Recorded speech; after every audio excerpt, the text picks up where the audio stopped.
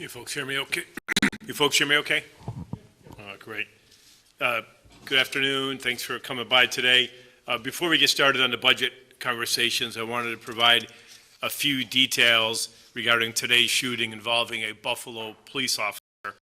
Buffalo police responded to a call this afternoon of domestic trouble on Sherman Street. That call was later updated to include the threat of a gun. During the call, the responding Buffalo police officer was shot multiple times. Officers returned fire, striking the shooter. Both the officer and the shooter were transported to ECMC to be treated for their injuries. Further updates will become available as the situation evolves. We will keep you posted.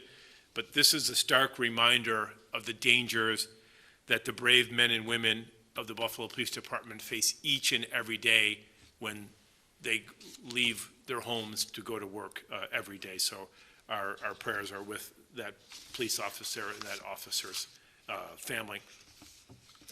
So turning to the budget, I wanted to thank everyone from my team for their hard work to get to this point. Deputy Mayor Ben Swanekamp, Finance Commissioner Jessica Brown in her team, Deputy Mayor Thomas Baines, Deputy Mayor Maria White, the whole team together, and Council President Joel Ferraletto for his leadership, and the members of the Common Council who worked collaboratively and thoughtfully to get to this agreement. We all knew this was not going to be easy. When I came into being mayor, I inherited years of structural imbalance, and everybody involved understood that doing the responsible thing was going to create very difficult decisions. But what's important today is that we have completed a process that signals the beginning of a culture change at City Hall. Change requires that you do things differently. During the campaign, I often said, if you find yourself in a deep hole, stop digging. So for too many years, Buffalo's budgets relied on one-term fixes, unrealistic assumptions, and pushing problems down the road. Just get me through this budget year and we'll face the more problems next year. This budget represents the first steps towards breaking that cycle. We have delivered a truly balanced budget and begun layering the foundations for long-term fiscal stability and stronger city service. It's not a perfect budget. The amended budget passed today is not as strong as the one that I originally proposed. There are investments that we wanted to make that will have to be reduced or delayed. Some operational improvements and service enhancements will have to wait. But you can't govern in a vacuum. You have to listen, adapt, and find a path forward that addresses people's concerns. Our team worked closely with members of the Common Council to find a common ground. We came together on an amendment that protects the core goals of our budget while responding to the concerns they raised on behalf of their constituents. I give credit to the coalition of council members who showed the willingness to make difficult choices for the long-term good of the city of Buffalo. Leadership means doing what's necessary, not just what's political easy. Leadership means changing the culture, and we're starting today with a culture shift, trying to build together a coalition on the council. We want our disagreements to spur productive conversations and thoughtful adjustments. This process showed that this administration and the council can work together to deliver long-term results for our residents. As you know, one of the biggest sticking points throughout the process was the tax levy. But residents have been very, very, very clear with us. If they are being asked to contribute more, they expect better services in return. We needed a budget that would actually improve people's quality of life. The version that we passed today will still allow us to invest in the services that people rely on every day. We're going to be able to put more resources towards plowing our streets. We're going to be able to put more resources towards fixing our bridges and potholes, and we're investing in the city workforce that delivers these services day in and day out. We also added new investments based on the feedback from council members. We increased summer youth funding to its historic high level of $1.6 million, creating an additional 100 opportunities for young people next summer. We added youth employment counseling positions to the Community Services Department. We increased support for senior programming, including wellness and arts activities, and we lowered the tax impact while maintaining our plan to invest in the services residents interact with every day. This budget does not solve all of the city's problems overnight, but it represents the biggest step Buffalo has taken in the right direction in decades. It's a giant step on the path of fiscal stability. It shows that this administration and this council are prepared to make responsible choices now so that the city can succeed years from now. We still have a lot of work ahead of us, but today is an important first step towards a more stable, more accountable, and more effective city government. Does anyone have any questions? Yeah, can you just explain what investments will have to wait? Sure, we had money to be able to fix roads, bridges, community centers. A lot of the money we already had a cut out of there. So we still have money to do some fixes, but not as much as I would have liked to do. You have been critical in the past of the Brown administration and what you call like magical budgeting. You did increase some lines in the revenue side. You know, what makes you confident that those are not going to come in under given your original projections? So it's been a fascinating period of good news, bad news for the city over the past couple days in terms of the fiscal picture. On the revenues we adjusted, the sales tax number actually is based on data from the Erie County Budget Office presented to us at the Buffalo Fiscal Stability Authority at their meeting, indicating we were overly conservative on our sales tax estimate. They feel the additional $1.6 million is a safe upward adjustment. The parking ramp additional revenue, we have actually two areas where we feel safe about doing that. One is we have front-loaded in right now about $8.1 million in our four-year plan into the 27-28 fiscal year. So that can more than cover the amount we have here. And in addition, we're feeling increasingly positive about the final price of the ramps and the sale revenue from that, which we think will also cover that area there. On the two areas of collections, we have over $11 million of outstanding TVA fines, which are highly collectible because they're tied to folks' driver's licenses and have higher penalties with them. And on the parking side, we have over $6 million of outstanding receivables. And again, that's also tied to suspending folks' registrations, which will make them come in pretty quickly when they get that notice in the mail. And now that we have the software in place to actually talk to the state DMV and act on that, we can get things rolling as we have Treasury become a more effective department. So, and also on the magical budget side, you'll note in this item, we also listened to BFSA. BFSA highlighted a revenue area we had, which is a reimbursement from Empire State Development, and over $5 million is a reimbursement for the purchase of the new DPW campus land.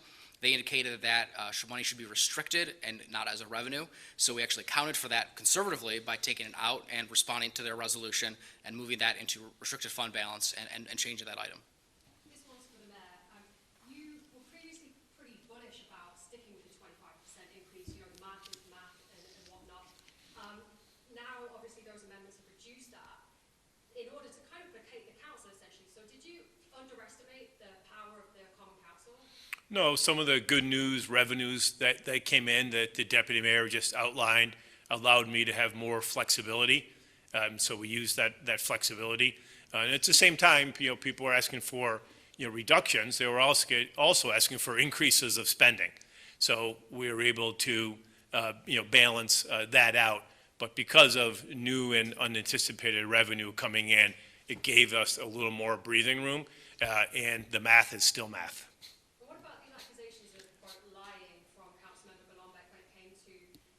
Oh, I didn't hear that. What did he say? The accusations of lying from Councilmember. Did he actually say that? Yeah. Really? And he said that he was told that, in particular, the salaries of the deputy mayors and the increases there would be covered by the foundation of the Greater Buffalo Foundation. Is that true? So there's this phrase, I don't know if you've ever heard of it, called a red herring. So if you don't really want to address the tough questions at hand, you point and say, hey, look over there. So if I was a council member who voted for decades on unbalanced budget, and one of the people who created our current fiscal mess, I'd probably be saying, hey, look over there too. What's the Jim Fink. status of that foundation money? The same as it always. We have these commitments, and we're working out an agreement with the various foundations to see how they could assist the city of Buffalo. But it's designed to be used for a broad a round of things. But really, this goes back to the red herring, right? So, we inherited this city government with over $100 million out of balanced budget. And people want to talk about, well, I heard foundations might help you with like $1 million.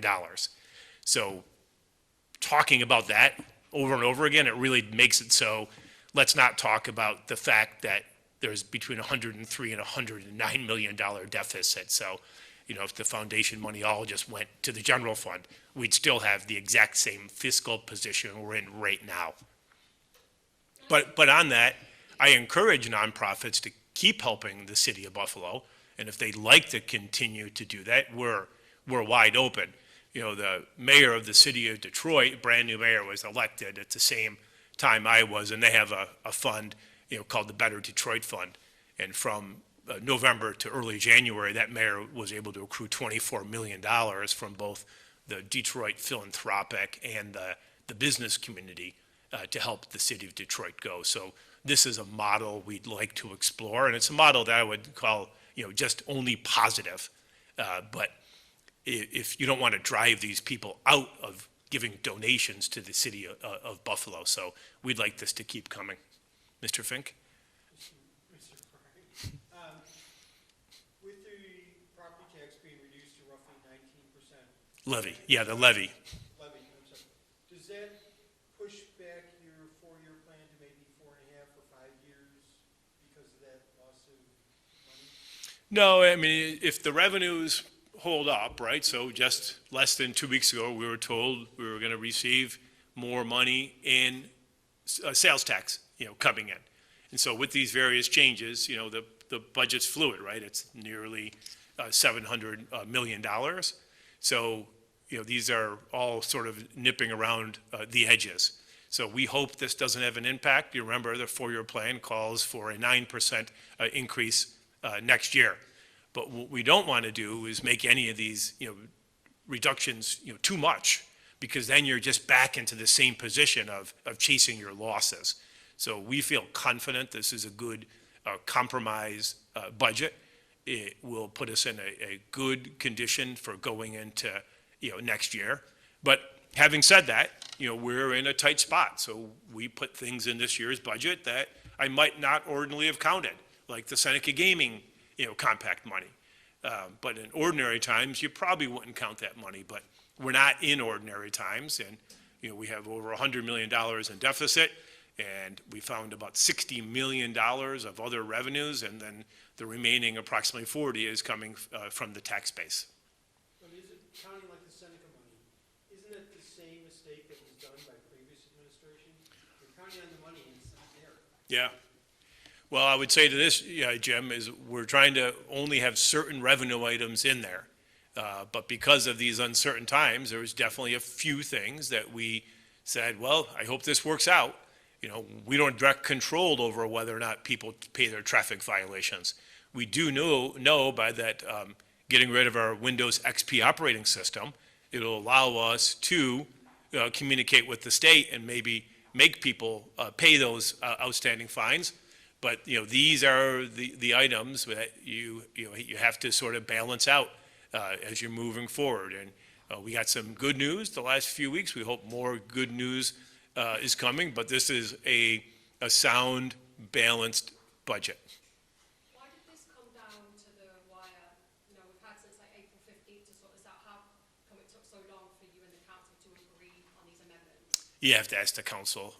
It's their process, not my process. So I submit the budget April 15th, and we've been here since that date, and we made ourselves available this weekend. Do you have any lingering feelings of, it was a difficult process, particularly with some council members, how are you going to address that going forward? I think the rhetoric was different, it was difficult, but the actual budget negotiations themselves, they weren't difficult. I mean, there was people put together outlandish proposals which would have eliminated hundreds of city employees, eliminated the emergency services coordinator, those weren't really rational proposals. So, proposals are putting things in writing and, coming up with compromise plans, but sort of just saying words out loud in a vitriolic way isn't really representative of trying to achieve anything productive. What did you learn going through your first real budget process? Yeah, I learned a lot. First I learned that the city's in real rough shape, and that any of the items that we thought maybe were fiscally secure, their underpinnings, weren't strong at all.